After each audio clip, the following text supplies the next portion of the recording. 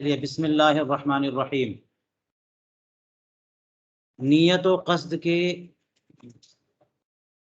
اہم بحثوں کو سمجھنے کے لیے علامہ ابن نجیم مصری نے 10 بحثیں مقرر فرمائی، جن میں پانچویں بحث ہے اخلاص کا بیان۔ نیت میں اخلاص ہونی چاہیے، اخلاص ہونا چاہیے، تو اس کے چند جزیات کل بیان کیے۔ آج یہاں سے پڑھتے ہیں۔ فرمایا وفد تاتار خانیہ، فتاوا تاتار خانیہ میں یہ مسئلہ لکھا ہے، لَبِفْتَتَحَ خالصا للہ تعالی ثم دخل فی قلبہ الرِّیاء فهو علی مفتتح۔ فرمایا کہ اگر خالص اللہ تبارک و تعالی کے لیے، یعنی اس سے تقرب کے لیے، اس کی رضا کے لیے نماز شروع کی، اور پھر اس کے دل میں دکھاوا اور ریاکاری داخل ہو جائے، تو اس نماز کا تو وہ اس کا حکم اسی پر جائے گا، اسی حال پر جس حال پر اس نے نماز کا آغاز کیا تھا۔ یعنی یہ نماز ریاکاری والی نماز نہیں مانی جائے گی، بلکہ نماز خالص مانی جائے گی۔ وریا انہو، اب ریاکاری اور دکھاوا ہے کیا؟ اس لیے فقہا نے جو اس کی تعریف جو کی ہے وہ دیکھیے، کیونکہ ریاکاری کا اثر بڑا خراب پڑتا ہے۔ قرآن کریم نے تو اسے ریاکاری والے کے لیے ویل اور تباہی فرمایا ہے۔ اس لیے ریاکاری سمجھیں کہ اس کی حد کیا ہے۔ فرماتے ہیں انہو لو خلی عن الناس لا یصلی، یا لو خلا عن الناس لا یصلی، لو خلیہ پڑھنا چاہیے۔ فرمایا ریاکاری یہ ہے کہ اگر وہ لوگوں سے تنہا کر دیا جائے، الگ کر دیا جائے، خلوت میں بھیج دیا جائے، تو وہ نماز نہ پڑھے۔ یعنی نماز لوگوں کے لیے پڑھ رہا ہے وہ، کہ لوگ دیکھیں گے تو نمازی کہیں گے۔ یہ اگر یہ حد یہاں تک پہنچ گئی کہ لوگوں کو دکھاوے کے لیے ہی نماز پڑھ رہا ہے، لہٰذا اگر وہ لوگ نہیں موجود ہوتے تو نماز ہی نہیں پڑھتا، یہ بالکل ریاکاری ہوئی، یہی نماز ہوئی ریاکاری والی۔ لیکن اگر کوئی ایسا بندہ ہے کہ نماز تو پڑھنی ہے اسے، لیکن لوگ سامنے ہیں تو اور شوق سے نماز پڑھ رہا ہے، لیکن لوگ نہیں ہوتے تب بھی نماز پڑھتا، تو یہ ریاکاری نہیں ہے۔ فرمایا وَلَوْ كَانَ مَعَ النَّاسِ يُصَلِّي فَأَمَّا لَوْ صَلَّى مَعَ النَّاسِ يُحْسِنُهَا وَلَوْ صَلَّى وَحْدَهُ لَا يُحْسِنُهَا فَلَهُ ثَوَابُ أَصْلِ الصَّلَاةِ دُونَ الْإِحْسَانِ۔ فرمایا دوسری صورت دیکھیں ریاکاری کی، کہ اگر لوگوں کے ساتھ ہوگا تو نماز پڑھے گا، اور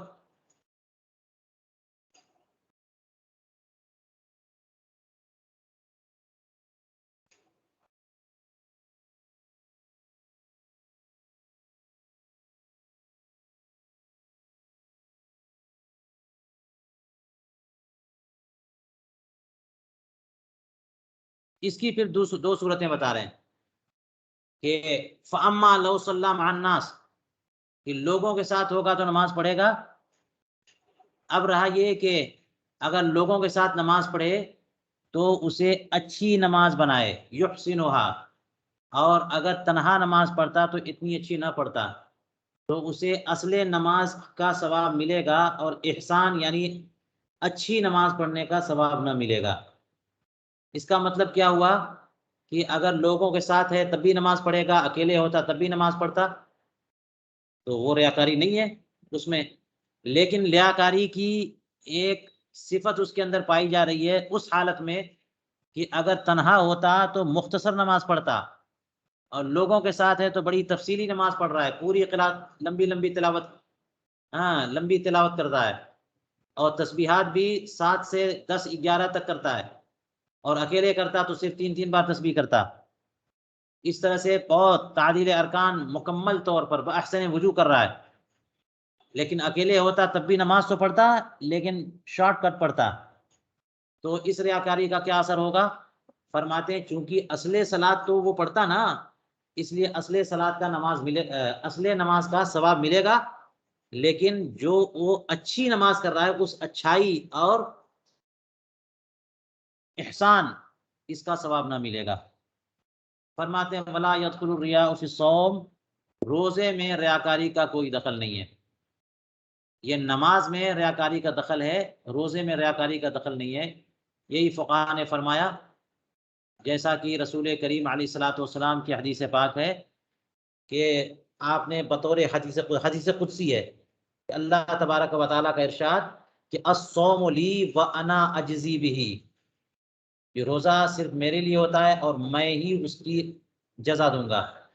خاص طور سے اللہ تبارک و تعالیٰ نے روزے کا ذکر فرمایا، حالانکہ ساری عبادتیں اسی کے لیے، اور ساری عبادتوں کا اجر جو ہے اللہ تعالیٰ نے ہی دینا ہے. تو کیا مطلب یہ کہ ریاکاری روزے میں داخل نہیں ہو سکتی. نماز اور زکوٰۃ اور حج میں، یعنی جن افعال میں جوارح سے کچھ کرنا پڑتا ہے اس میں ریاکاری کا دخل ہے، ہو سکتا ہے. جیسے نماز ہے، انتقالات اس کے ہیں، زکوٰۃ میں پیسہ دینا ہوتا ہے ہاتھ سے، حج میں اس کے ارکان ہوتے ہیں، تو اس میں ریاکاری ہو سکتی ہے کہ یہ کام آپ نے کیا دکھاوے کے لیے کیا یا اللہ کے لیے کیا، دونوں احتمال ہے. صوم تو عدم فعل کا نام ہے نا، امساک کا نام ہے، اور امساک دیکھا نہیں جا سکتا. یعنی کھانا تو دیکھ سکتے ہیں، ترک عقل نہیں دیکھ سکتے، یہ عدم کا نام ہے. تو اس لیے عدم میں ریاکاری کیسے ہوگی جب تک کہ زبان سے نہیں بولے کہ جناب میں روزے سے ہوں. فرماتے ہیں کہ روزے میں ریاکاری داخل نہیں. وفل ینابیع قال ابراہیم ابن یوسف لو صلی ریاء فلا اجر له وعلیہ الوزر، اگر ریاکاری کے طور پہ نماز پڑھی تو اسے کوئی اجر نہیں ملے گا اور اس پر اس کا وبال اور اس کا گناہ پڑے گا. وقال بعضهم یکفر، بعض نے تو یہ فرمایا کہ اس کی تکفیر کی جائے گی، اور بعض لوگوں نے فرمایا لا اجر له ولا وزر علیہ، نہ تو اسے ثواب ملے گا نہ اسے کوئی گناہ ملے گا. وہوا کأنہ لم یصلی، اور یہ معاملہ ایسے ہی ہو جائے گا گویا کہ اس نے نماز ہی نہ پڑھی. اس پر بھی کہا جا سکتا ہے کہ نماز نہ پڑھنا یہ تو خود بہت بڑا گناہ کا کام ہے. لا وزر علیہ کی تفریح یہ کیسے ہو سکتی ہے؟ وہوا کأنہ لم یصلی تو اثر ہوگا اس کے پہلے والے جملے کا، فلا اجر له وعلیہ الوزر، ثواب نہیں ملے گا اور گناہ ہوگا.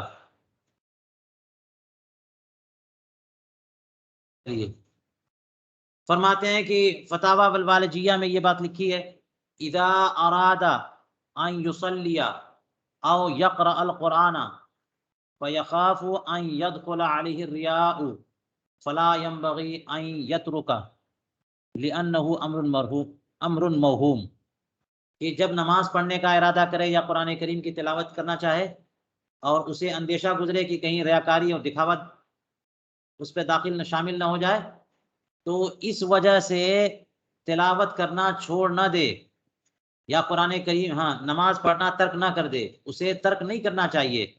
کیوں؟ اس لیے کہ یہ جو اندیشہ آ گیا ہے کہ کہیں ریاکاری نہ آ جائے، یہ تو امر موہوم ہے. امر موہوم کی بنیاد پر اتنی بڑی عبادت ترک کرے گا؟ اس سے اندازہ ہوا کہ نماز پڑھنے سے مراد نوافل ہیں، کیونکہ فرائض کے معاملے میں کیسے بات ہو سکتی ہے کہ فلا ينبغي ان يترک، اسے تو حرام ہے چھوڑنا، چاہے ریاکاری کا یقین ہی کیوں نہ ہو. چلیے انتہا. فرماتے ہیں وصرحوا فی کتاب السیر بأن السوقی لا سهم له لأنه عند المجاوزہ لم يقصد الا التجارة لا اعزاز الدین و ارہاب العدو. فرماتے ہیں کہ فقہا نے کتاب السیر میں اس بات کی صراحت فرمائی. کتاب السیر میں جنگ اور حرب و ضرب اور جہاد اور اس کے تقاضے اور اس کی تفصیلات کا تذکرہ ہوتا ہے. تو یہاں پر مال غنیمت جب جہاد ختم ہو جائے تو جو مال غنیمت ملے اس کے تقسیم کرنے کا بیان بھی آتا ہے. تو فرماتے ہیں کتاب السیر میں فقہا نے فرمایا کہ بِأَنَّ السُّوقِي لَا سَهْمَ لَهُ، بازاری یعنی جو سوقی ہے، بازار میں ساگ سبزی بیچتا ہو اور غلے بیچتا ہو، اس کا حصہ نہ لگے گا یعنی مال غنیمت سے، کہ جب وہ قافلہ جا رہا تھا وہ بھی ساتھ لگ گیا تو کیا مطلب وہ ساتھ لگ گیا تو اس لیے لگ گیا وہ کہ قتال کرے؟ ہو سکتا ہے کہ وہ اپنے ساگ سبزی اور جو ہے وہ کھانے پینے کی چیزیں بیچنے کے لیے لگ گیا کہ جب ہزاروں ہزار فوجی جائیں گے تو ان کے کھانے پینے کا انتظام کہاں سے ہوگا، میرا بزنس بھی چلے گا، ساتھ ساتھ میں بھی چلوں۔ ایسا سوقی بندہ ساتھ میں لگ گیا تو اگر عسکری اسلامی جو ہے وہ فتح یاب ہو جائے اور مال غنیمت ہاتھ آئے، ایسے بندے کو حصہ نہیں ملے گا۔ حصہ تو اس کو ملے گا جو جہاد کے لیے جاتا ہے۔ فرمایا لِأَنَّهُ عِنْدَ الْمُجَاوَزَةِ، اس لیے کہ جب قافلہ تجاوز کر رہا تھا، جا رہا تھا، اس وقت اس نے سوائے تجارت کے کچھ اور نیت نہ کی تھی، نہ تو دین کے اعزاز کی، نہ دشمن کے ارہاب کی۔ تجارت کی نیت تھی اس کی، نہ تو یہ اس کی نیت تھی کہ اس کے جانے سے دین کو غلبہ ملے گا اور دین کو عزت ملے گی، اعلاء کلمت اللہ کے لیے میں جا رہا ہوں، یہ بھی نیت نہ تھی۔ اور یہ بھی نیت نہ تھی کہ ہم جا رہے ہیں تاکہ دشمن کو زیر کریں، ان کو دہشت زدہ کریں، ان کو ڈرائیں، ہمارا رعب ان پر طاری ہو جائے، یہ سب بھی نیت نہیں تھی، بلکہ اپنا کاروبار بڑھانا اور مال حاصل کرنا، محض مال حاصل کرنا، دنیاوی غرض ہے۔ پھر کیسے اس کو مال تجارت، مال غنیمت سے حصہ ملے گا؟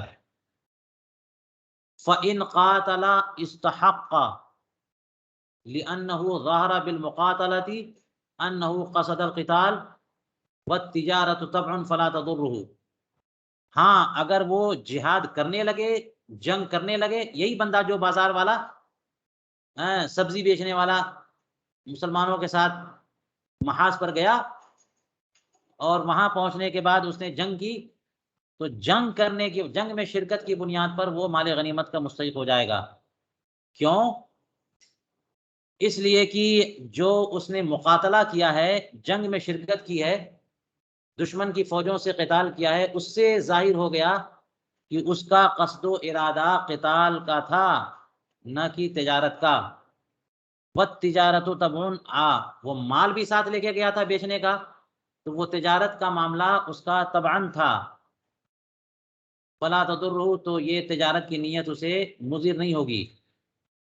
جیسے بندہ آگے میں حاجی کی مثال دے رہے ہیں کہ کل حاج اذا اتجر فی طریق الحاج یا فی طریق الحج لا ينقص اجرہ، ذکرہ الزیلعی۔ جیسے علامہ فخر الدین زیلعی نے تبعین میں یہ مسئلہ لکھا کہ جیسے حج کرنے والا اگر حج کی راہ میں تجارت کرے تو حج کا ثواب کم نہ ہوگا۔ حج کرنے والا قافلہ حجاج کے ساتھ وہ بھی جا رہا ہے اور ساتھ میں ان کے کھانے پینے کی چیزیں بھی بیچتا جاتا ہے، اس کو فائدہ بھی ملتا جاتا ہے، تو اس وجہ سے، اس عمل کی وجہ سے ایسا نہیں ہوگا کہ وہ حج کے لیے نہیں جا رہا ہے اور اس کا اجر کم ہو جائے۔ وظاہر ان الحاج اذا خرج تاجرا فلا اجر له، اس کا یہ جو علامہ زیلعی نے یہ مسئلہ ذکر کیا، اس کا ظاہر یہ صاحب بتاتا ہے کہ حاج یعنی حج کرنے والا جب تاجر کی حیثیت سے نکلے تو کوئی اجر نہیں ہے۔ کیونکہ دیکھیں کس طرح لکھا انہوں نے یہ لکھا کہ حج کرنے والا حج کے راستے میں تجارت کرے، یعنی اس کو جانا تھا حج کے لیے، ساتھ میں تجارت کی بھی نیت شامل ہو گئی اور اس کے لیے بھی مال لے کے گیا۔ اصل مرکزی جو اس کا مقصد تھا وہ حج تھا، اور ضمناً اس کا ایک مقصد اور شامل ہو گیا کہ تجارت بھی کرتا جائے تاکہ حج میں جو اخراجات ہوں گے وہ میرے پورے ہوں، یا مال راستے میں نفع بھی کماتا جاؤں۔ تو یہ ضمنی نیت ہے، اس سے کوئی نقصان نہیں ہوگا اگر اصل نیت اس کی جو ہے نا وہ حج کرنے کی تھی۔ تو جس انداز سے علامہ زیلعی نے یہ مسئلہ بتایا ہے، اس سے اندازہ یہ ہوا کہ حج کرنے والا یعنی مفہوم مخالف سے کہ حج کرنے والا اگر تجارت کی نیت سے حج کرنے کے لیے نکلا، تجارت کی نیت سے نکلا ہے، تو اسے کوئی اجر نہیں ملے گا۔ جی، اس مسئلے سے اندازہ ہو گیا کہ جو اب پہلے انہوں نے کہا کہ میدان جہاد میں جو بندہ گیا، اگر وہ مال بیچنے کے ارادے سے گیا ہے تو اسے مال غنیمت نہیں ملے گا، اور اگر گیا تھا شرکت کے لیے ساتھ میں مال بھی لیتے گیا، اور طبعاً یہ نیت کر لی کہ لوگوں کو حسب ضرورت مال جو ضرورت پڑے گی بیچتا جاؤں، مجھے بھی، میرا بھی کچھ فائدہ ہوتا جائے، تو وہ مجاہد مانا جائے گا، اس کا حصہ ملے گا۔ چلیے ایک اور مسئلہ فرماتے ہیں وَصَرَّحُوا بِأَنَّهُ لَوْ طَافَ، یہ دیکھیے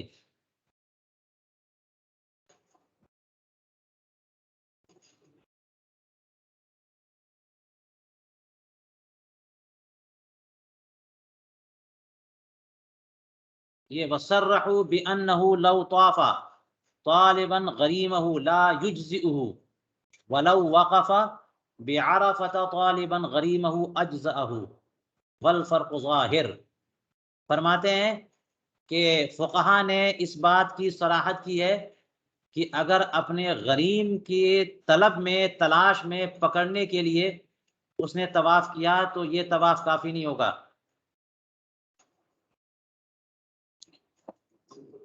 غریم یعنی قرضدار،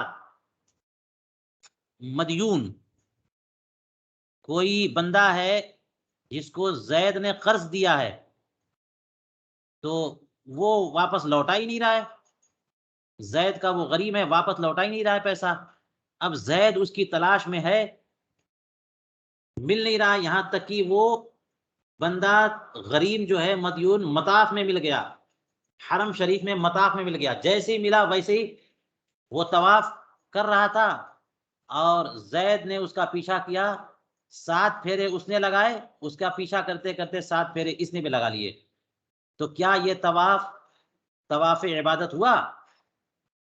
فرماتے ہیں لا یجزئہ، یہ طواف کافی نہیں ہے، کیونکہ اس میں تو نیت ہی نہیں ہے طواف کی، اس میں تو نیت یہ ہے کہ غریم کو پکڑ لے، غریم کو طلب کر لے، ڈھونڈ لے، پکڑ لے، پا لے۔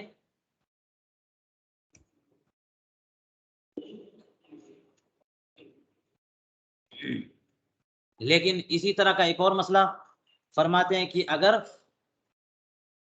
عرفہ میں وقوف کرے اپنے غریم کی تلاش میں یا طلب میں،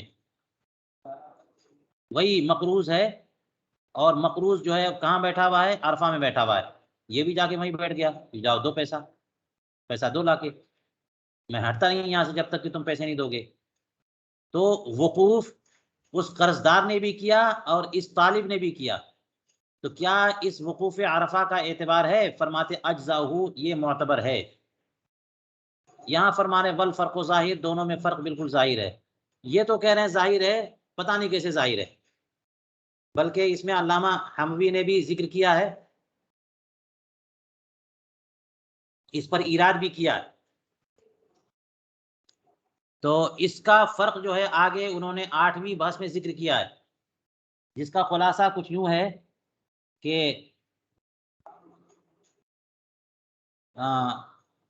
طواف جو ہے عبادت مستقلہ ہے اور وقوف عرفہ عبادت مستقلہ نہیں ہے۔ جب طواف عبادت مستقلہ ہے تو خالص اس کی نیت ہونی چاہیے، اور طواف جب عبادت مستقلہ نہیں ہے تو ساتھ میں اور بھی کوئی نیت ہو گئی یا خالص کسی اور نیت سے اس نے وقوف عرفہ کر لیا تو وقوف پایا گیا، رکن ادا ہو گیا۔ اور طواف عبادت مستقلہ ہے، اس لیے اس میں اخلاص ضروری ہے، اگر اس نے اپنے مقروض کے طلب میں طواف کیا ہے تو یہ طواف کافی نہیں ہے۔ یہ بات کی کیسے طواف عبادت مستقلہ ہے؟ کیونکہ طواف جو ہے نا وہ نفلی طواف ہوتا ہے، مستحب ہے، واجب ہے، فرض ہے، طواف افاضہ یا طواف زیارت یہ فرض ہے، آپ کو پتہ ہے، طواف قدوم، طواف وداع یہ واجب ہے، اور مستحب طواف تو آپ روز روز طواف کریں، تو مستقلاً عبادت ہے طواف کرنا، کسی وقت کی قید نہیں ہے، کسی دن کی قید نہیں ہے، کسی خاص ہیئت کی قید نہیں ہے، طواف کریں عبادت ہے، لیکن وقوف عرفہ مستقل عبادت نہیں ہے، بس اسی دن عبادت ہے۔ آج کی ڈیٹ میں اگر آپ وقوف عرفات میں جا کر بیٹھیں گے تو کیا آپ کو ثواب ملے گا یا رکن ادا ہو جائے گا؟ نہیں، اسی خاص وقت میں وقوف جو ہے نا عبادت ہے، عبادت مستقلہ نہیں ہے، تو وہ چیز پالی گئی، اگرچہ کسی اور کام سے وہ گیا تھا تو اجزاء وہ چیز کافی ہوگی۔ چلیے یہ میں یہاں پہ مختصر کرتا ہوں کیونکہ اس کی بحث آگے آ رہی ہے کہ اگر اپنے غریم کی تلاش میں طلب میں پکڑنے کے لیے طواف کیا تو معتبر نہیں ہے، اور وقوف عرفہ کیا اسی مقصد سے تو معتبر ہے، دونوں میں فرق کیا ہے؟ آگے اس کی بات آئے گی، اس وقت ہم تفصیل کریں گے۔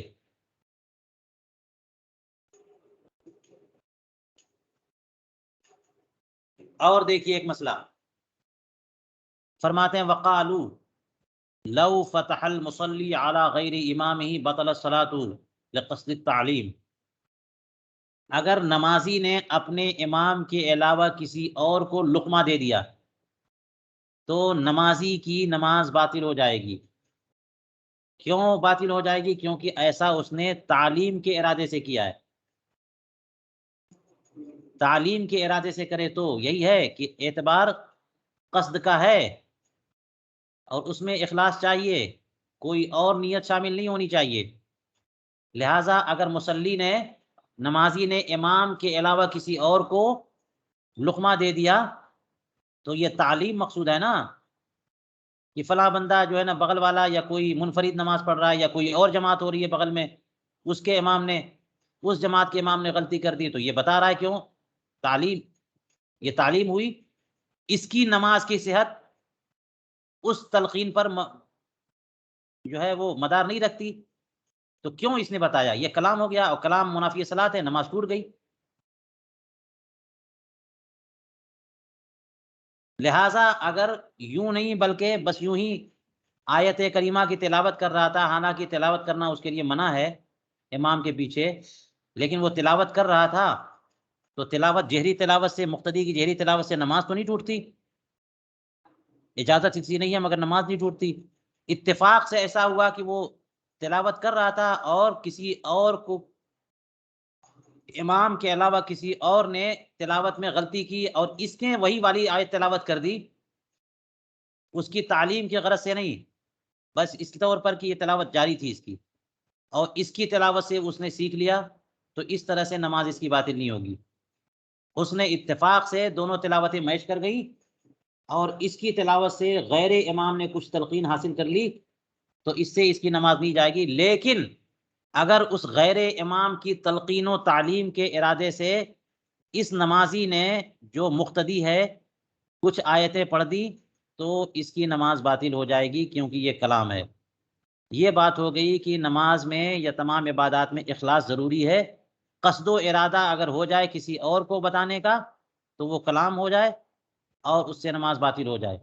لیکن جب نمازی مقتدی اپنے ہی امام کو تلقین کرتا ہے، یعنی لقمہ دیتا ہے، جبکہ امام صاحب نے غلطی کر دی، تو اس سے نماز باطل نہیں ہوتی۔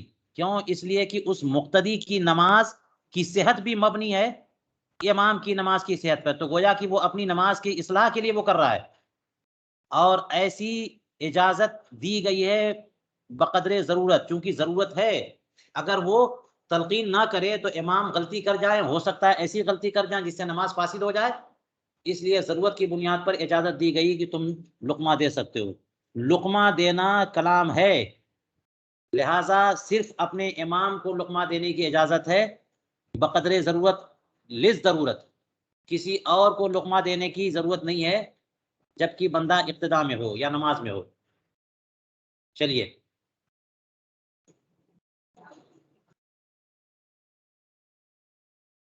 فرماتے ہیں وَرَأَيْتُ فَرْعًا فِي بَعْضِ كُتُبِ الشَّافِعِيَّةِ رضی اللہ عنہم، شافعیہ کی بعض کتابوں میں نے ایک مسئلہ دیکھا، حکاہ النووی فی من قال لہ انسان، جس کی حکایت امام ابو زکریا النووی نے فرمائی اس بندے کے حق میں، اس بندے کے بارے میں کہ جس سے کسی انسان نے کہا صلی الظہر ولک دینار، ظہر کی نماز پڑھو تمہیں 1 دینار ملے گا، فصلی بہذہ النیہ، اس نیت سے اس نے نماز پڑھ لی کہ چلو نماز بھی پڑھ لوں اور مجھے 1 دینار کا فائدہ بھی ہو جائے، جس سے کھانے پینے کا انتظام ہو جائے۔ تو ایسی صورت میں امام نووی نے کیا بیان کیا؟ انہا تجزئہ صلاتہ، اس ارادے سے اس نے نماز پڑھی تو اس کی جو نماز ظہر کی اس کے ذمہ فرض ہے، اس کے لیے یہ نماز کفایت کرے گی۔ ولا یستحق الدینار، لیکن اس نماز سے دینار کا مستحق نہیں ہوگا۔ کسی نے اس سے کہا تھا ظہر کی نماز پڑھو 1 دینار ملے گا، 1 دینار دوں گا، تو وہ ظہر کی نماز پڑھے تو ظہر کی نماز ہو جائے گی، اگرچہ وہ دینار لینے کے لیے پڑھی اس نے، لیکن 1 دینار کا مستحق نہیں ہوگا۔ کیوں؟ اس لیے کہ یہ اجارہ باطل ہے، اجارے کے لیے ضروری ہے کہ ایسے عمل پر اجارہ کیا جائے جو مباحات میں سے ہو، واجبات میں سے نہ ہو، پہلے ہی سے اس کے ذمہ واجب نہ ہو. لہذا فرض نماز جو اس کے ذمہ واجب ہے اسی کا اجارہ کریں کہ فرض نماز پڑھو تمہیں اتنا اتنا پیسہ ملے گا، یہ اجارہ باطل ہے. نماز پڑھ لے گا اور اجرت کا مستحق نہیں ہوگا. فرماتے ہیں کہ یہ کتب شافعیہ میں یہ مسئلہ لکھا ہوا ہے. ولم ارى مثله لاصحابنا، لیکن اس جیسا مسئلہ ہم نے اپنے اصحاب حنفیہ میں نہیں دیکھا. علامہ ابن نجیم مصنف فرما رہے ہیں، یہ دیکھ لیجئے یہ مسئلہ جو ہے نا اسی قبیل سے کہ اخلاص ضروری ہے، لیکن یہاں پر اخلاص کی کمی ہو گئی پھر بھی نماز پہ کوئی فرق نہیں پڑ رہا ہے. کہ اس نے کہا کہ 1 دینار دوں گا، ظہر کی نماز پڑھو، اس نے دینار کے لیے نماز پڑھی پھر بھی نماز ہو جا رہی ہے. کیا مطلب اس کا؟ فرماتے ہیں وَيَنبَغِي عَلَىٰ قَوَاعِدِنَا أَن يَكُونَ كَذَلِكَ. اگرچہ یہ مسئلہ ہمارے اصحاب سے منقول میں نے نہیں دیکھا، مگر فرماتے ہیں کہ ہمارے قواعد کے مطابق بھی ایسا ہی ہونا چاہیے. کیسے ایسا ہونا چاہیے؟ اما الاجزاء فلما قدمنا ان الرياء لا يدخل الفرائض. یہ نماز جو دینار حاصل کرنے کے لیے پڑھی گئی تھی کہ وہ بندہ دیکھ لے مجھے کہ میں نماز پڑھ رہا ہوں پھر 1 دینار دے دے، تو یہ نماز ظہر کے لیے کفایت کرے گی. کیوں؟ اس وجہ سے جو کہ اس وجہ سے جس کو ہم نے پہلے بیان کر دیا کہ ان الرياء لا يدخل الفرائض في حق سقوط الواجب، کہ دکھاوا فرائض میں کوئی دخل نہیں رکھتا سقوط واجب کے معاملے میں. کہ دکھاوا اگرچہ کرے گا پھر بھی فرائض ادا کرے تو وہ فریضہ اس کے ذمے سے ساقط ہو جاتا ہے اور فریضہ ادا ہو جاتا ہے. رہا یہ معاملہ کہ وہ بندہ دینار کا مستحق نہیں ہوگا، فَلِأَنَّ أَدَاءَ الْفَرَائِضِ لَا يَدْخُلُ تَحْتَ عَقْدِ الْإِجَارَةِ، کیونکہ فرائض کی ادائیگی عقد اجارہ کے تحت داخل نہیں ہے. میں نے بتایا تھا آپ کو ابھی کہ عقد اجارہ کے لیے ضروری ہے اس کے شرائط میں سے کہ مباحات میں سے ہو، محرمات میں سے بھی نہ ہو اور فرائض و واجبات میں سے بھی نہ ہو. تو ادائے فرائض تحت عقد اجارہ داخل ہی نہیں ہے. الا ترى الى قولهم، کیا نہیں دیکھتے کہ فقہا جو یہ فرماتے ہیں لو استاجر الاب ابنه للخدمت لا اجر له، کہ اگر والد نے، اگر باپ نے اپنے بیٹے کو اجیر رکھا، نوکر رکھا خدمت کرنے کے لیے، اگر اپنے بیٹے کو ہی ہائر کر لیا اس نے کہ چلو میری نوکری کرو، ملازمت کرو، ملازمت سے مراد یہ کہ میرا ہاتھ پیر دباؤ، پانی لاؤ، کھلاؤ پلاؤ، تو اس مقصد کے لیے اگر باپ نے بیٹے کو ہائر کر لیا لا اجر لہو، تو بھی بیٹے کو کوئی اجرت نہیں ملے گی. بیٹا خدمت کرتا جائے گا لیکن وہ پیسہ نہیں ملے گا. کیوں؟ ذکرہ البزازی لأن الخدمت علیہ واجبہ، کیونکہ خدمت بیٹے پر تو باپ کی خدمت جو ہے وہ واجب ہے. یہ پہلے ہی سے باپ حق رکھتا ہے کہ بیٹا اس کی خدمت کرے، تو یہ حقوق میں سے ہے. تو حقوق جو ہے نا وہ اجرت کے ادارے کے تحت کیسے آ سکتے ہیں؟ بل افتى المتقدمون بان العبادات لا تصح الاجارۃ علیہا، بلکہ متقدمین فقہائے کرام نے فتویٰ دیا ہے اس بات پر کہ تمام عبادتیں ایسی ہیں کہ اجارہ ان پر درست نہیں ہے، عبادتوں کا اجارہ درست نہیں ہے. لا تصح الاجارۃ علیہا کل امامت والاذان وتعلیم القرآن والفقہ، جیسے امامت ہو، اذان ہو، فقہ کی تعلیم، قرآن کی تعلیم، فقہ کی تعلیم. کسی بھی عبادت پر اجارہ علی الطاعات کا مسئلہ بڑا مشہور ہے، یہ درست نہیں ہے. لیکن فرماتے ہیں لاکن المعتمد ما افتى به المتاخرون من الجواز، لیکن اجارہ علی الطاعات کا مسئلہ فرمایا معتمد تو وہ مسئلہ ہے جو فتویٰ دیا ہے متاخرین فقہاء حنفیہ نے، یعنی جواز کا. متقدمین کا فتویٰ عدم جواز کا ہے، متاخرین کا فتویٰ جواز کا ہے کہ عبادات میں بھی اجارہ درست ہے. اور اس کا مطلب یہ ہوا کہ جیسے امامت و اذان ہے، تعلیم قرآن ہے، تعلیم فقہ ہے، اس کا اجارہ درست نہیں ہے. لیکن عبادات میں وہ جو ضروریات ہیں یا جو شعائر ہے کہ اگر ان کو ترک کر دیا جائے تو اسلام اور دین جو ہے نا، اور دین کے تقاضے اور نظام مختل ہو جائے، ان کو قائم رکھنا مسلمانوں کی ذمہ داری ہے، اس لیے ان پر اجارہ جائز ہے۔ امام کو امامت پہ رکھنا، اگر امام کوئی نہ ملے گا تو پھر جماعت کیسے قائم ہوگی؟ کوئی اہلیت رکھنے والا نہ ملے گا تو پھر جماعت مختل ہو جائے گی، پھر نماز کا مسئلہ کھڑا ہو جائے گا۔ اس لیے امام کو ہائر کرنا، یوں ہی اذان شعار اسلام سے ہے، اگر اذان ہی کا سلسلہ ختم ہو جائے تو پھر شعار اسلام کا مسئلہ پیدا ہو جائے گا۔ اس لیے اذان کے لیے بھی کسی کو ہائر کرنا درست ہے۔ قرآن کی تعلیم، اگر تعلیم قرآن کے لیے معلم کوئی نہ ہو تو قرآن پڑھائے گا کون؟ پھر بچے قرآن سیکھیں گے نہیں تو نماز کیسے پڑھیں گے؟ فقہی مسائل کوئی پڑھانے والا نہیں ملے گا تو لوگوں کو مسائل معلوم نہیں ہوں گے تو دین پر عمل کیسے کریں گے؟ یہ سارے ضروریات ہیں، ان پر اجارہ درست ہے۔ جیسے عام لوگ اپنے کھانے کمانے کے لیے صبح و شام کام کرتے جاتے ہیں، اسی طرح سے جس کو آپ یہ کہیں گے کہ وہ امامت کرے، اذان کرے، معلم کے فرائض انجام دے، اس کے بھی تو اپنے گھر کے کام ہیں، بال بچے ہیں۔ اگر وہ بھی جیسے آپ حضرات بزنس کرتے ہیں، تجارت کرتے ہیں، مزدوری کرتے ہیں، سارا دن لگاتے ہیں، وہ بھی سارا دن ضرورت ہے کہ وہ بھی سارا دن لگائے اور اپنے بچوں کے پیٹ پالے۔ اگر یہی معاملہ رہا تو پھر نہ کوئی امام ملے گا، نہ مؤذن ملے گا، نہ معلم ملے گا۔ اس لیے یہ جائز ہوا کہ مسلم معاشرہ اپنے خواص کو اجارے پر رکھ کر کے، تنخواہ پر رکھ کر کے امامت اور اذان اور تعلیم قرآن اور تعلیم فقہ کے فرائض ان پر نافذ کریں، ان کو اس کی ذمہ داری دیں اور یہ خدمت لیں۔ ہاں یہ اور بات ہے کہ اس کا طریقہ یہ ہونا چاہیے کہ اس عمل کا پر اجارہ نہ ہو بلکہ حبس وقت پر اجارہ ہو۔ جیسے امامت پر اجارہ ہو رہا ہے، اذان پر اجارہ ہو رہا ہے، 5 ٹائم کی نماز پڑھانی ہے آپ کو اور جمعے کی نماز پڑھانی ہے اور 10,000 تنخواہ ملے گی، تو ایسا نہ کریں کہ ایک ایک نماز کا اتنا اتنا پیسہ، اور اس میں ایک نماز چھوڑی تو اتنا پیسہ کٹے گا، بلکہ نماز یعنی عمل پر اجارہ نہ ہو بلکہ حبس وقت پر اجارہ ہو کہ میں اتنا وقت یہاں دوں گا اور اس وقت کے محبوس کرنے کی قیمت ہم لیں گے، جو اجیر خاص کا معاملہ ہوتا ہے۔ تو حبس وقت کی پر اجارہ کرے نہ کہ عمل پہ۔ ایک سوال ہے یہاں پر، کر سکتے ہیں؟ یہ مکمل کر لوں پھر سوال کریے۔ ٹھیک۔ فرماتے ہیں وقدمنا انه اذا نوى الاعتاق لرجل كان مباحا، ہم نے اس سے پہلے یہ بیان کر دیا ہے کہ جب اعتاق کی نیت کرے گا کسی شخص کے لیے تو یہ مباح ہے۔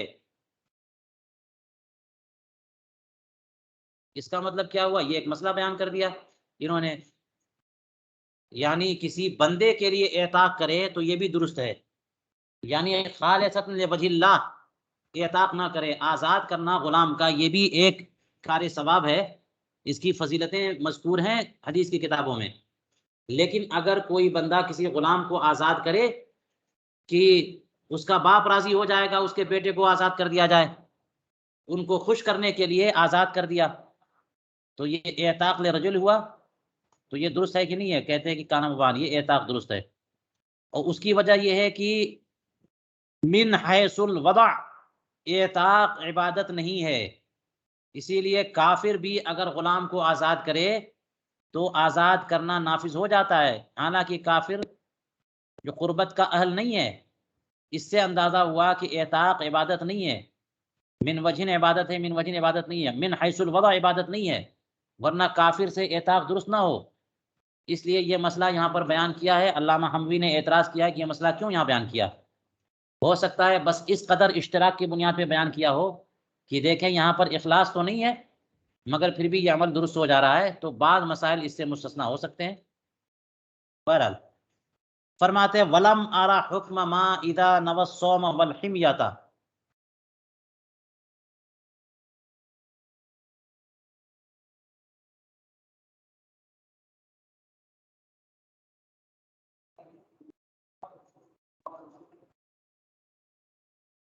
فرماتے کہ یہ مسئلہ میں نے نہیں دیکھا، اس کا حکم مجھے نہیں ملا کہ جب کہ نیت کرے روزے کی بھی اور پرہیز کی بھی، وَيَشْمُلُهَا إِذْ أَشْرَكَ بَيْنَ عِبَادَةٍ وَغَيْرِهَا، اور اسی کو وہ صورت بھی شامل ہے کہ جب کہ عبادت اور غیر عبادت دونوں میں شرکت کرے، دونوں کو ایک ساتھ ملا لے. فَهَلْ تَصِحُّ الْعِبَادَةُ، تو کیا عبادت درست ہو جائے گی؟ وَإِذَا صَحَّتْ هَلْ يُثَابُ بِقَدْرِهِ أَوْ لَا ثَوَابَ لَهُ أَصْلًا، اور اگر عبادت درست ہو جائے تو کیا اسی کی قدر اس کو ثواب ملے گا یا اس کو بالکل ثواب نہیں ملے گا؟ تو یہ مسئلہ دیکھ لیجئے، ایک مسئلہ یہاں پہ شروع کر رہے ہیں کہ اگر کسی نے روزہ رکھنے کی نیت کی لیکن ساتھ میں حمیہ کی بھی نیت کی، حمیہ کا معنی پرہیز کرنا ہوتا ہے، ڈائٹ کرنا، کہ اسے گوشت نہیں کھانا ہے یا کھانے سے پرہیز بتایا ڈاکٹر نے، یا یوں ہی اپنا فیٹ ختم کرنا ہے، وزن کم کرنا ہے، بہت ویٹ ہو گیا، وزن کم کرنا ہے تو کھانے کم کرنا ہے اسے، اس لیے اس نے دوپہر کا کھانا کینسل کرنا ہے، اس لیے روزہ رکھا اس نے. تو روزے کی نیت سے بھی رکھا اور ڈائٹ پر جانے کی نیت سے بھی رکھا، تو اس کا کیا روزہ ہوگا کہ نہیں ہوگا؟ یہ ایک مسئلہ بیان کر دیا، کہا کہ میں نے نہیں دیکھا. علامہ حموی نے یہاں پہ بیان کیا کہ صاحب الفتح القدیر نے اس کو بیان کیا ہے. چلیے اس کو دیکھیں گے. فرماتے ہیں یعنی اس مسئلے میں کہ روزہ ہو جائے گا. تو اسی مسئلے کو، اسی صورتحال کو یہ ایک اور صورتحال شامل ہے کہ جب عبادت اور غیر عبادت دونوں ایک عمل میں شریک کر دے تو کیا عبادت درست ہوگی؟ یہ اسی کی تو بات ہو گئی، روزہ عبادت ہے، پرہیز عبادت نہیں ہے، دونوں شریک کر دیا ایک نیت میں. اور اگر درست ہو تو کیا بقدر عبادت اس کو ثواب ملے گا یا کوئی ثواب نہیں ملے گا؟ گویا یہ شامل کیا کہ اس کا بھی حکم میں نے نہیں دیکھا. وَأَمَّا الْخُشُوعَ فِيهَا بِظَاهِرِهِ وَبَاطِنِهِ فَمُسْتَحَبٌ، اور رہا عبادت میں خشوع ظاہر کے اعتبار سے اور باطن کے اعتبار سے یہ مستحب ہے. خشوع اور خضوع ظاہر کے اعتبار سے بھی اور باطن کے اعتبار سے یہ مستحب ہے. فرماتے وفی القنیہ شرع فی الفرض وشغلہ الفکر فی التجارت او المسألۃ حتی اتم صلاته لا يستحب اعادته، وفی بعض الکتب لا يعید، وفی بعضها لا ينقص اجره اذا لم يكن من تقصیر منه.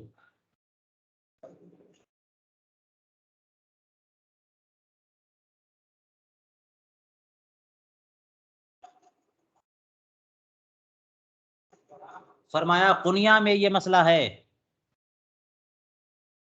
کہ فرض نماز شروع کی،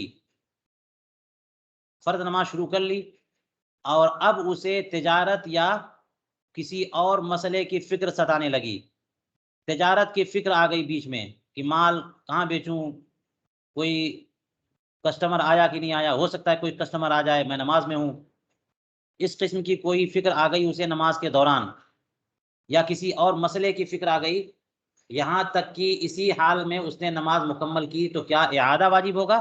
آپ نے اس سے پہلے پڑھا کہ نماز شروع کی تھی اس نے تو شروع کے وقت کا اعتبار ہوتا ہے، اس لیے فرماتے ہیں اعادہ مستحب بھی نہیں ہے یہاں پہ. اور بعض کتب میں لکھا ہے کہ اعادہ نہیں کرے گا، ضرورت نہیں ہے اعادے کی. اور بعض دیگر کتب میں لکھا کہ اس کا اجر بھی کم نہیں ہوگا اذا لم یکن من تقصیر منہ، جبکہ یہ جو بیکار کا خیال آیا اگر تجارت کی فکر تھی، اور مسئلہ سے مراد اگر سوال مانگنا، بھیک مانگنا ہے تو وہی بات ہو گئی، یا مسئلہ سے مراد اگر دینی مسئلہ ہے تو یہ بھی دینی اچھا کام ہے لیکن نماز میں یہ بھی رکاوٹ ڈالے تو یہ الگ چیز ہوگی. تو فرمایا کہ اگر یہ جو فکر آ گئی ہے بیچ میں اس کی کوتاہی کی وجہ سے نہ ہو تو اس کا ثواب بھی کم نہ ہوگا.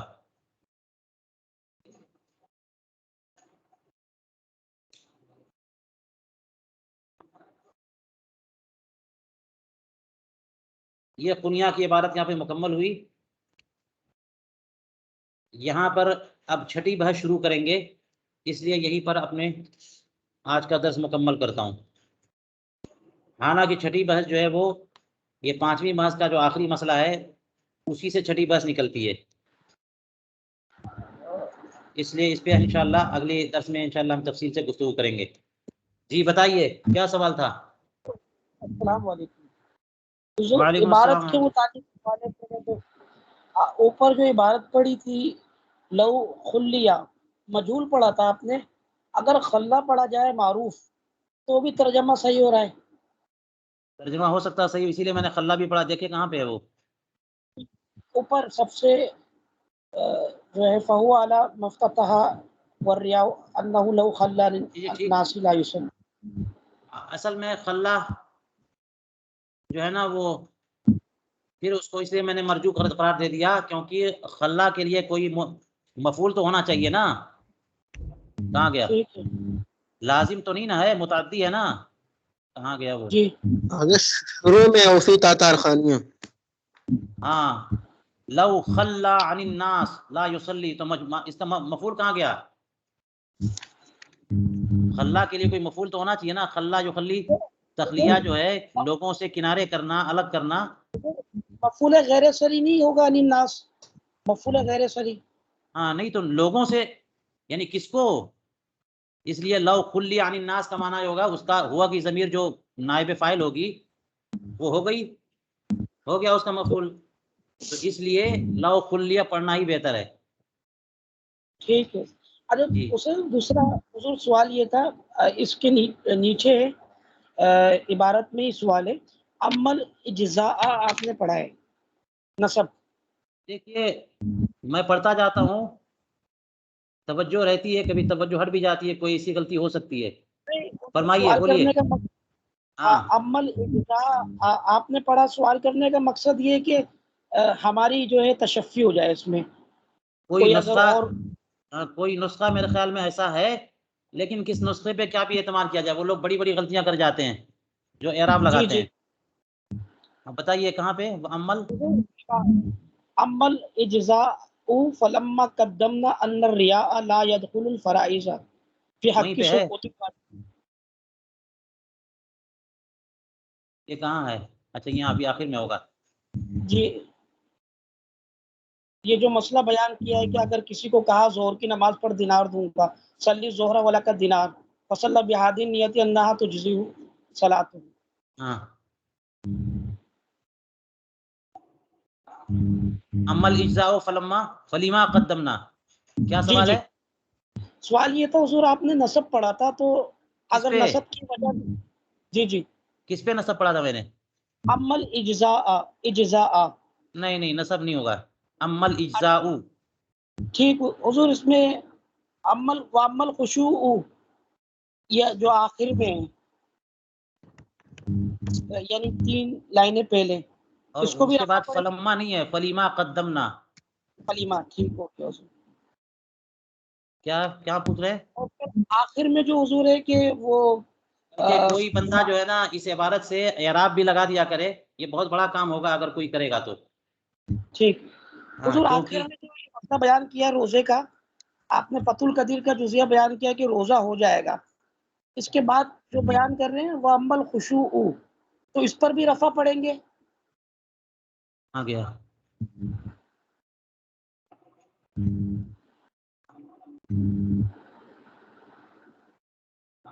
ہاں کوئی وجہ سمجھ میں نہیں آ رہی نصب کی. حضور بس وہ تشفی کے لیے سوال کیا تھا جی جی ہاں جی جی. جو ہے وہ اس میں السلام علیکم. وعلیکم السلام ورحمۃ اللہ وبرکاتہ. جی حضور جیسے یہاں پر یہ جو جزیہ ہے کہ کیا بولتے ہیں، یہ جو ہے کہ مطلب کہ فرائض جو ہے مطلب کہ یہ اجارہ کی ایسے مطلب کہ درست نہیں ہے. تو اگر اجارہ مطلب کہ نہیں ہوگا وہاں پر پرائز میں، تو اگر جو ہے کسی نے کہا کہ تم جو ہے 2 رکعت نفل پڑھ لو میں تمہیں 1 دینار دوں گا، تو نفل تو اس کے اوپر لازم نہیں ہے، تو کیا اس سے وہ دینار کا مستحق ہوگا یا نہیں ہوگا؟ ہاں اس کو یہ کہہ لیں کہ عبادات ہے نا وہ کم سے کم ٹھیک ہے. آپ کا سوال اچھا ہے، بہت اچھا سوال ہے. چلو فرائض نہ صحیح، نوافل پر اجارہ ہو جائے تو نوافل پہ اجارہ. دیکھیے وہاں پہ یہ بات تھی کہ فرائض پہ اجارہ درست نہیں ہے اور فرض ادا ہو جائے گا. نوافل پہ بھی اجارہ درست نہیں ہے، لیکن بات یہاں پر فرائض کی نہیں ہے، بات یہاں پر عبادات کی ہوگی. کیونکہ یہاں پر یہ سوال ہوگا کہ یہ نفل اس کی درست ہے کہ نہیں ہے، کیونکہ نفل کا مقصد تو ثواب ہے اور پیسے کے لیے کر رہا ہے تو ثواب نہیں ملے گا اس کو. فرائض میں یہ تھا کہ صرف ثواب کے لیے نہیں کرتا بندہ، بلکہ سقوط ذمہ کے لیے کرتا ہے.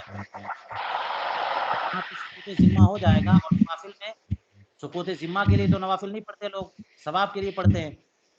جب بات پیسے کی آ گئی تو ثواب گیا، اس لیے نوافل گئے. لیکن نوافل صحیح ہو جائیں گے اس کے، کیونکہ وہ عبادت ہے. لہٰذا یہاں بھی ضروری ہے کہ اجارہ علی الطاعات والا مسئلہ یہاں بھی اپلیکیبل ہوگا. لہٰذا نوافل پر بھی اجارہ درست نہیں ہے. جیسے فقہاء نے فرمایا تلاوت قرآن کریم پر اجارہ درست نہیں ہے، تعلیم قرآن پر تو اجارہ درست ہے، لیکن جو قرآن خوانی ہوتی ہے اس پر بھی اجارہ درست نہیں ہے فرمایا. تو پھر نوافل پر اجارہ کیسے ہو جائے گا؟ کسی بھی کار ثواب پر اجارہ درست نہیں ہے. جی شکریہ، جزاک اللہ. السلام علیکم وعلیکم السلام ورحمۃ اللہ. حضور، ایک سوال ہے جو ہے حج کے تعلق سے، جو آپ نے بتایا کہ اگر کسی کی نیت تجارت کرنے کی ہو تو اس کے لیے وہ کافی نہیں ہے. اگر کوئی مجلس میں جائے، ذکر کی مجلس میں جائے اور کسی چیز کے بیچنے کے تعلق سے اگر اس کی نیت ہو اور دکان وہاں پہ لگائے تو ذکر میں شامل ہونے کا ثواب اسے ملے گا یا نہیں؟ ہاں، اس میں بحث یہی ہے کہ جو بندہ جا رہا ہے وہ حج کے ارادے سے جا رہا ہے اور ضمناً اس کی نیت ہو گئی ہے کہ ساتھ میں مال بھی لیتے جائے تاکہ میرے اخراجات پورے ہوں، یا پھر یہ کہ فائدہ ہی ہو جائے تو کیا حرج ہے. تو ضمنی ارادہ اور قصد ہے، تو اس سے فرق نہیں پڑے گا. حج بھی ہوگا، حج کا ثواب بھی ملے گا اور یہ فائدہ بھی ملے گا. اللہ تبارک و تعالیٰ نے قرآن پاک میں اس کا جواب دے دیا، کیونکہ صحابہ کے بارے کے لیے یہ سوال تھا کہ موسم حج میں رزق تلاش کرنا اور کام کرنا، تو ولا جناح علیکم ان تبتغوا فضلا من ربکم یہ فرمایا. تو اس سے اندازہ ہوا کہ اگر ذکر کی محفل میں جائے یا کسی بھی اچھے کام کے لیے جائے اور ضمناً یہ نیت ہو جائے اس کی کہ چونکہ بھیڑ لگے گی تو میرا مال بھی کچھ بک جائے، تو اس میں جو ہے نا کوئی حرج نہیں ہے. اگر اصل وہی نیت ہے کہ چلو تلاش کرتا رہے کہاں ذکر کی محفل ہو رہی ہے، کہاں محفل میلاد ہے، کہاں جلسہ ہے اور میرا مال بک جائے، تو ایسا بندہ صرف مال بیچنے کے لیے اگر یہ کرے گا تو پھر تو وہ تو ڈانس پارٹی میں بھی جائے گا نا، جہاں بھی لوگ اکٹھا ہوں وہ تو توجہ نہیں دے گا کہ اچھا ذکر کہاں ہو رہا ہے، برا ذکر. جہاں بھی لوگ اکٹھا ہوں گے وہ جائے گا. تو وہ اگر ذکر کی محفل میں محض مال بیچنے کے لیے گیا تو پھر کیا ثواب ملے گا اسے؟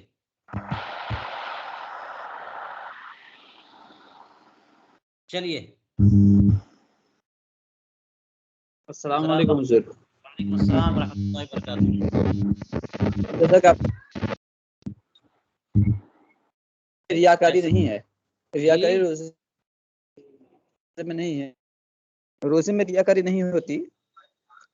تو ہاں ایسا ہے کہ یہ جو ہے نا دونوں گھنٹیاں طویل ہو گئیں، تو آج تیسری گھنٹی جو ہے نا اسی کے ساتھ مربوط کر دیتے ہیں، سوالات رکھ دیتے ہیں کل کے لیے. میں نے دیکھا ہے کہ قدوری شریف سے کچھ سوالات آئے ہوئے ہیں، اور سوالات آپ لوگ جمع کر دیں تاکہ کل پوری توجہ سے جو ہے نا وہ سوالات ہم قدوری شریف کے سوالات کی طرف جائیں. تو آج بھی قدوری کے سوالات نہ کریں، ٹائم جو ہے نا پورا اسی کا جا رہا ہے. ٹھیک ہے، تو 4 سوالات اور کر لیں آپ حضرات. فرمائیے. جی، سوال یہ تھا کہ وہ روزے ہے، لیکن اگر بندہ روزہ رکھ رہا ہے اور تمام لوگوں کو بتا رہا ہے کہ میں آج نسل ہر پیر کو ہر سوموار کو روزہ رکھتا ہوں، لوگ اس لیے بتاتا ہے کہ لوگ اسے روزے دار سمجھیں.